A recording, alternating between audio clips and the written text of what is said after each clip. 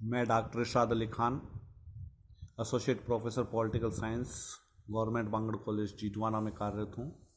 आज हम राजनीतिक आधुनिकीकरण का अध्ययन करेंगे, पॉलिटिकल मॉडर्नाइजेशन। ये विचारधारा अभी राजनीतिक विकास की तरह है, पाश्चात्य देशों की देन है, यानी कि यूरोपियन देशों की देन है, जिसमें विशेष रूप से Gabriel A Almond, David A Apter, Coleman इत्यादि की महत्वपूर्ण भूमिका है। इसके अलावा हम हंटिंगटन और क्लाइड ई वेल्ब जूनियर और इसके अलावा हम एडवर्ड शिल्स के विचारों का भी अध्ययन करते हैं। आधुनिकीकरण, पहले हम राजनीतिक आधुनिकीकरण से पहले हम आधुनिकीकरण का अर्थ जानें। आधुनिकीकरण परिवर्तन की एक प्रक्रिया है। यह समाज को आगे की ओर धकेलने वाली प्रक्रिया है। यह कोई स्थैतिक प्रक्रिया नहीं है, बल्कि निरंतर चलती रहने वाली प्रक्रिया है। यह कोई सरल अथवा एक पक्षीय प्रक्रिया नहीं, यह एक जटिल एवं बहुपक्षीय प्रक्रिया है। यह वस्तुतः परिवर्तनों की समग्रता है। यानी आधुनिकीकरण का कोई एक पहलू नहीं होकर हंटिंगटन की मान्यता के अनुसार अनेक पहलू हैं। इसको हम शहरीकरण, औद्योगिकीकरण, लौकिकीकरण, शैक्षणिक संचार, सहभागिता इत्यादि में ही नहीं पाते, अपितु इसको राष्ट्रीय अभिज्ञान, प्रवेशन, एकीकरण आदि अनेक तत्वों से भी जोड़ सकते हैं। अब हम राजनीतिक आधुनिकीकरण की प्रक्रिया को बहुमार्गी होने के कारण सामाजिक, आर्थिक, राजनीतिक, सांस्कृतिक, मनोवैज्ञानिक, ऐतिहासिक परिवर्तन से गुजरते हुए नवीन संकल्पनाओं का निर्माण ही राजनीतिक आधुनिकीकरण है। इसमें परंपरागत जीवन के साथ नए आदर्शों, मूल्यों, दृष्टिकोणों का विकास भी राजनीतिकरण कहलाता है। राजनीतिक आधुनिकीकरण में हम जैसे सामाजिक आधुनिकीकरण का भी अध्ययन कर सकते हैं, राजनीतिक आधुनिकीकरण, आर्थिक आधुनिकीकरण, मनोवैज्ञानिक स्तर यानी मनोवैज्ञानिक आधुनिकीकरण, बौद्धिक स्तर और जनसंख्या स्तर का भी अध्ययन करते हैं। परिभाषा के दृष्टिकोण से एडवर्ड शिल्स के अनुसार राजनीतिक आधुनिकीकरण एक राष्ट्र का ध्येय आधुनिक होना है, जिसमें उसके शासन में सक्रियता, लोकतांत्रिक, समतावादी, आर्थिक रूप से विकसित होकर उस राष्ट्र के संप्रभु व प्रभावशाली बनाना ही राजनीतिक आधुनिकीकरण है।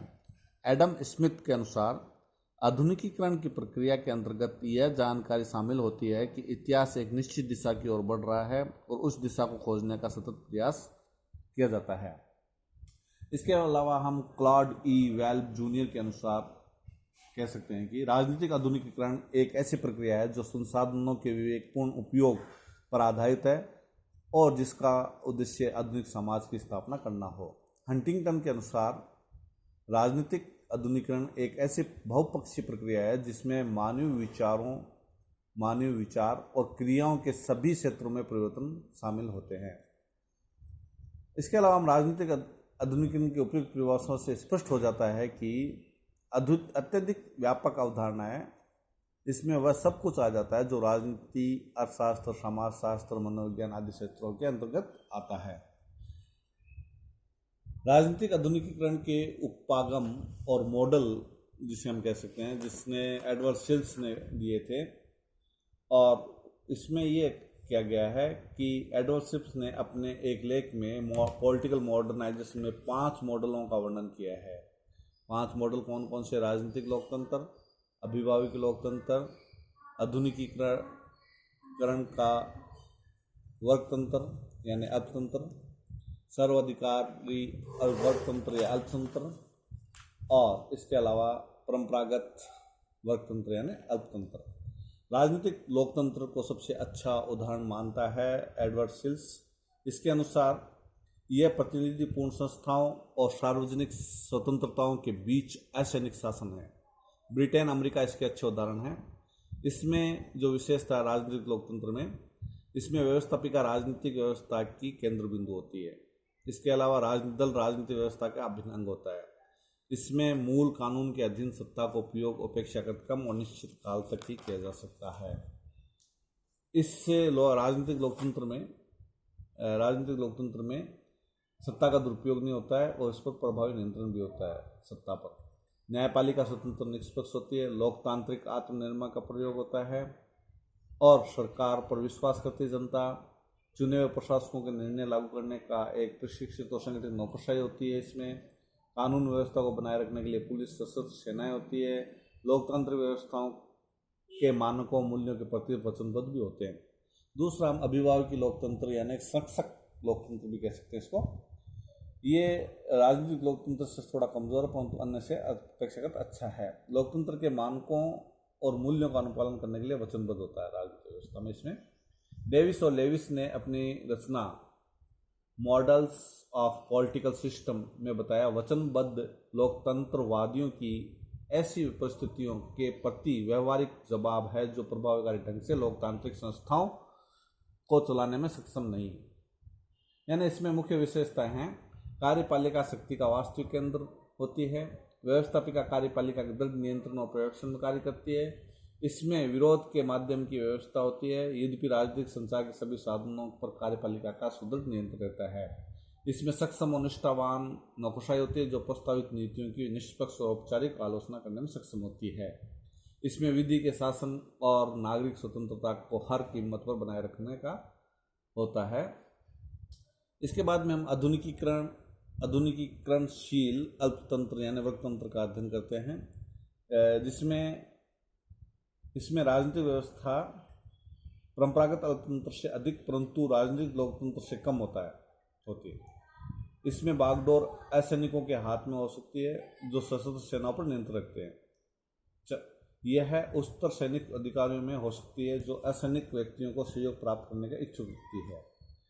यानी इसमें जो व्यवस्था है सत्तावादी शासन का औचित्य प्राप्त हो सकता है। संसद एक दिखावटी संस्था होती है इसमें आधुनिकीकरणशील अल्पतंत्र में, उसका कार्य प्रशासकों को निर्णयों को समर्थन करना होता है। दूसरा, विपक्ष को गैर कानूनी घोषित कर दिया जाता है, स्वतंत्र निष्पक्ष चुनाव नहीं कराए जाते इसमें नौकरशाही की स्थिति अत्यधिक मजबूत हो जाती है क्योंकि प्रशासक उसके समर्थन पर निर्भर करते हैं और उससे नियंत्रण करने के लिए कोई लोकतांत्रिक माध्यम नहीं होता है। इसमें विधि के शासन को लागू करने के लिए एक स्वतंत्र निष्पक्ष न्यायालय का अभाव होता है। इसके पश्चात हम सर्वाधिकारवादी वर्गतंत्र यानी लोकतंत्र अल्पतंत्र को आम अध्ययन करते हैं। इसमें सर्वाधिकारवादी में इटली में फाशीवाद, जर्मनी में नाजीवाद जैसी सर्वशक्तिशाली दक्षिणपंथी सरकार लोक सत्ता में होती है। इसकी विचारधारा में जो विशेषता होती है, इसमें शासन विशेष विचारधारा के प्रति वचनबद्धता होती है। इसमें सत्ता का विकेंद्रीकरण, वर्ग, जाति, अन्य विशेषताओं पर आधारित सत्तारूढ़ गुट के हाथ में होती है। इसमें एक अत्यधिक अनुशासनबद्ध सुसंगठित संभ्रांत वर्ग होता है जिसके सदस्य पार्टी संस्था के माध्यम से विचारधारा की दृष्टि से एक दूसरे से जुड़े रहते हैं। इसमें विधि के शासन, स्वतंत्र और निष्पक्ष न्यायालय और कानूनी तौर पर संगठित विपक्ष का कोई स्थान नहीं होता है। इसमें लोकतंत्र के सभी उपकरण सार्वभौम वैक्स मताधिकार, नियतकालिक चुनाव, द्विसदनात्मक व्यवस्थापिका आदि विद्यमान होते हैं परंतु उनका उपयोग प्रचार के उद्देश्य के लिए होता है। इसमें सरकारी विचारधारा का समर्थन करने के लिए एक बौद्धिक वर्ग का निर्माण किया जाता है जो देश के सतही सर्वसम्मत का निर्माण तैयार करता है। इसके बाद में परंपरागत वर्गतंत्र यानी अल्पतंत्र है। इसमें धार्मिक विश्वासों से संबंध एक शक्तिशाली वंशानुगत सुविधान का पर आधारित होता है। इसमें शासक रक्त संबंधों से उस पर आधारित अनेक के मेल मिलाप से उभरकर सामने आते हैं। इसमें शासक सलाहकार और विश्वास पात्र शासक के अनुचर हो जाते हैं जिन्हें शासक रक्त संबंधों अथवा अपनी पसंद के आधार पर चुनता है। इसकी जो विशेषताएं हैं, राजनीतिक सत्ता का उपयोग शासक और उसके द्वारा चुने गए परामर्शदाताओं द्वारा किया जाता है। इसमें राज्य की गतिविधियों का क्षेत्र अत्यधिक सीमित होता है, अतः इसमें कुशल नौकरशाही की आवश्यकता महसूस नहीं की जाती है। इसमें शासक अपने शासन को बनाए रखने के लिए एक छोटी और कुशल सशस्त्र सेना और पुलिस की व्यवस्था करता है। इसमें सामंतवादी व्यवस्था होती है। इसमें स्थानीय और प्रादेशिक स्तर पर नियंत्रण के लिए रक्त संबंधों के आधार पर छोटे छोटे शासकों को जमात होती है। इसमें विपक्ष विद्यमान नहीं होता है। इसमें जनमत की रचना नहीं की जाती। इसमें शासक समुदाय को परंपरागत संस्कृति की रक्षा के नाम पर अपने शासन के औचित्य का दावा करता है। इसके अलावा राजनीतिक व्यवस्था की जो विशेषताएं में हम लक्षण में कर सकते हैं वो है राजनीतिक कार्यों का बहुस्तरीय विविधीकरण एवं विशेषीकरण, राज्य के सकारात्मक कार्य यानी लोक कल्याणकारी कार्य, एकीकृत शासन व्यवस्था का विकास, केंद्र में शक्ति का केंद्रण होना यानी एकीकरण, नागरिक समानता की स्थापना की जाती है, राजनीति में जन सहमति में वृद्धि की जाती है, कानून की सार्वभौमिक की स्थापना यानी नौकरशाही के महत्व दिया जाता है। शासकों की जनता के प्रति दायित्व में वृद्धि होती है। राजनीतिक व्यवस्था की क्षमता में वृद्धि होती है।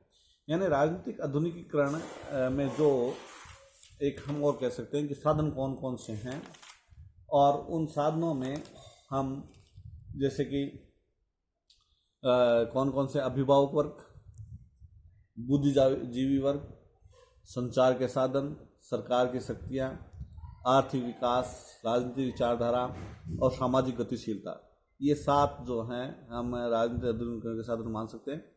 और नियामक तत्व जो हैं वो हमारे यहाँ पर राजनीतिक आधुनिकीकरण के नियामक तत्व में विशेष रूप से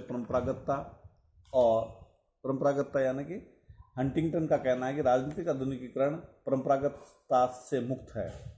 इसका अर्थ है कि राजनीतिक व्यवस्था की संरचनाएं जितनी मात्रा में परंपरा से मुक्त होगी उतनी मात्रा में राजनीतिक व्यवस्था राजनीतिक आधुनिकीकरण के निकट होगी। दूसरा है जो संस्कृति अथवा राजनीतिक संस्कृति स्वयं में एक जबरदस्त शक्ति होती है। राजनीतिक आधुनिकीकरण उसके प्रभाव से अछूत नहीं रह सकता। यदि समाज की संस्कृति किसी परिवर्तन को स्वीकार नहीं करती तो वह राजनीतिक आधुनिकीकरण में बाधक बन जाती है। उदाहरणतः स्वतंत्रता के बाद राजनीतिक नेतृत्व के लिए भारत में संविधान द्वारा आधुनिक राजनीतिक संरचनाओं को स्थापित करना सरल था, क्योंकि नेतृत्व के प्रति भारतीय जनसाधारण की निष्ठा अटूट थी। समय विशेष में हम ये कह सकते हैं समय की प्रकृति दुधारी होती है। विशेषकर सामाजिक परिवर्तन में उसका विशेष महत्व होता है। वह सहायक और बाधक दोनों हो सकता है। यदि परिवर्तन को इतिहास की धारा के विपरीत लाने का प्रयास किया जाता है तो प्राय विफलता हाथ लगती है और परिवर्तन धाराशायी हो जाती है। दूसरी ओर यदि परिवर्तन को इतिहास की धारा के प्रवाह के अनुकूल लाने का प्रयास किया जाता है तो परिवर्तन लाना न केवल सरल होता है बल्कि वे स्वतः ही होने लगती है। भारत के संविधान जैसे कि हम कह सकते हैं 42 संविधान संशोधन द्वारा मौलिक अधिकारों और क्रांतिकारी परिवर्तन संविधान में किए गए हैं। 1970 के स्थान पर 1956 में किया गया होता तो भारत शायद कोई भी नागरिक स्वीकार नहीं करता। उसमें सरकार की रुचि भी आधुनिकीकरण के उपकरणों को ले तो सरकार की भूमिका सर्वाधिक महत्व रखती है। अतः देश के नेता किसी प्रकार का विचार रखते हैं यह तथ्य आधुनिकीकरण में बहुत महत्व रखने लग जाते हैं। राजनीतिक नेतृत्व का आधुनिकीकरण अभिमुखीकरण आधुनिकता का ही है तो वे राजनीतिक व्यवस्थाओं को आधुनिक बनाने के लिए शक्ति का प्रयोग तक कर सकते हैं।